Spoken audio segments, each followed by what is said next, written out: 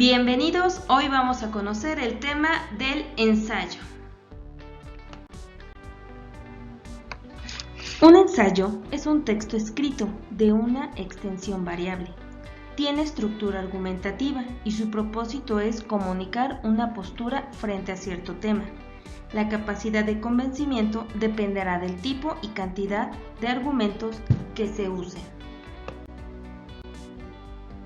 Partes del ensayo. Empezamos con la introducción o planteamiento inicial. En estas partes se ubica el tema sobre el que se enunciará una postura u opinión y se apuntan algunos antecedentes del mismo, que pueden ser históricos, o se describe el contexto de una situación o de un problema, que es nuestro motivo de la tesis. También se justifica su importancia. En esta parte, que equivale a un punto de partida, suelen aparecer descripciones, narraciones, explicaciones. A veces en esta parte ya se plantea la tesis, que luego se retoma en el desarrollo. Se debe de presentar una idea innovadora o sorprendente. Continuamos con el desarrollo. Aquí se presenta la tesis del ensayo y se da a conocer los argumentos para apoyarla. La tesis es una opinión o hipótesis que debe argumentarse, es decir, la tesis de los ensayos son supuestos iniciales que en el texto se apoya con razones o argumentos. Y pasamos a la conclusión. Es la parte final del escrito en que se recupera alguna información que refuerza la tesis. Es importante terminar con un pensamiento interesante o impactante. Es importante que puedas identificar la diferencia entre datos, opiniones y argumentos. Recuerda, los datos son expresiones numéricas que permiten significar fechas, porcentajes, cantidades. También se usan para referirse a sucesos, acciones o hechos. Las opiniones, su mismo nombre lo dice, son apreciaciones personales acerca de algo. Solo se consideran tesis si se fundamentan o apoyan con argumentos. Argumentos son expresiones cuyo objetivo es apoyar una tesis y también persuadir a convencer al lector de su pertinencia. Los argumentos pueden ser datos, descripciones, narraciones, etc.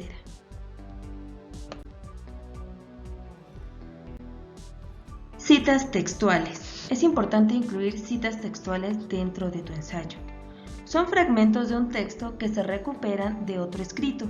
Se pone entre comillas y al terminar se pone entre paréntesis el apellido del autor, el año en que lo mencionó y la página.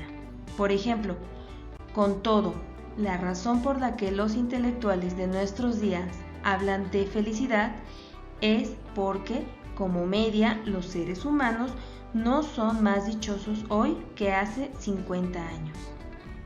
Layard, 2005, página 43. Citas con paráfrasis.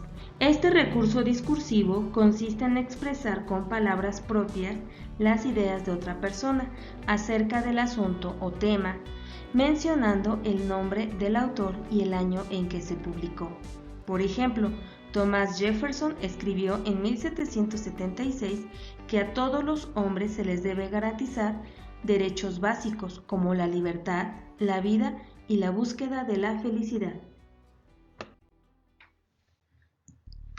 La coherencia se refiere a la relación que se establece entre las distintas partes de un texto.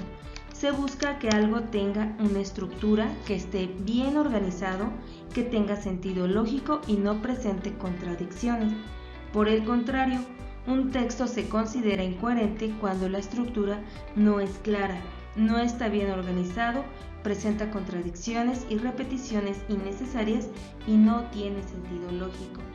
La cohesión se refiere a los recursos, procedimientos que permiten la correcta relación, conexión y organización entre las oraciones para construir un texto, es decir, que tanto las palabras como las oraciones deben estar unidas con estructuras pertinentes al tema que se esté desarrollando para lograr coherencia y sentido.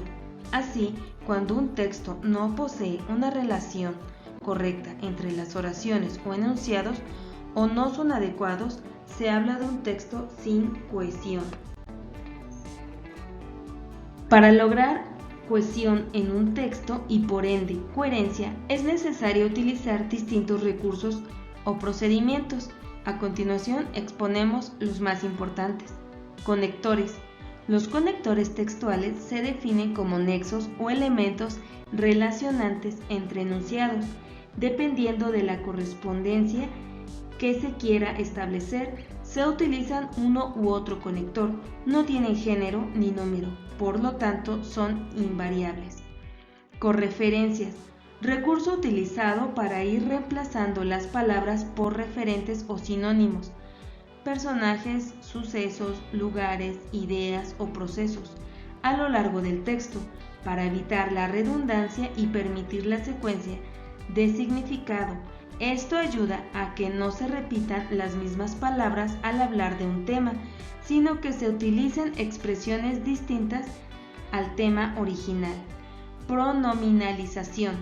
Se refiere a la utilización de pronombres personales, relativos o demostrativos en el transcurso del texto para evitar la reiteración de palabras.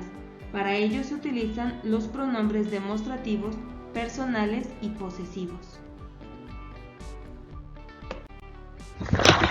Bien, en esta parte de bibliografía te voy a dar una orientación respecto a cómo se te va a requerir. La bibliografía de libros, ¿sale? Empezamos por el apellido paterno del autor, continuamos con el nombre del autor, separado por un punto, por favor.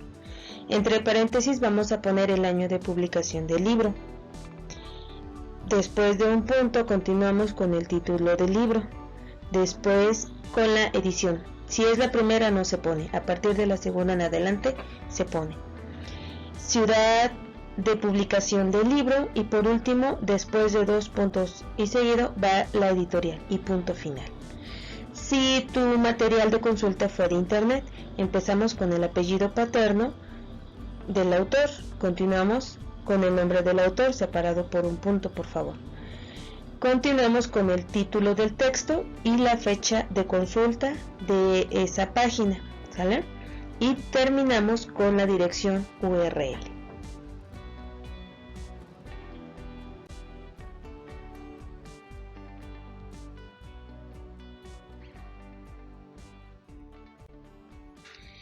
Esquema para hacer un ensayo. Te sugiero que tomes la información de este cuadro y lo vayas desarrollando con las ideas que consideres convenientes y de acuerdo a la orientación que se te ha dado en este video, para que puedas tener tu ensayo con la mejor calidad.